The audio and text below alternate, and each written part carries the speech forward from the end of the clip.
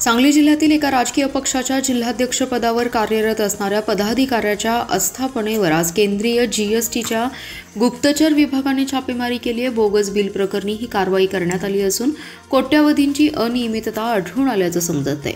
कोल्हापूर येथील विशेष पथकाने ही कारवाई केल्याचं सूत्रांकडून समजले।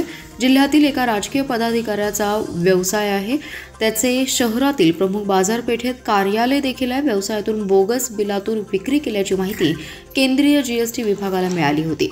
त्यानुसार कोल्हापूर येथील गुप्तचर संचालनालयाच्या पथकाने आज सांगली गाठली। संबंधित पदाधिकाऱ्याच्या आस्थापनेची चौकशी करून त्यात विक्रीत काही अनियमितता आढळल्याचं समजतंय।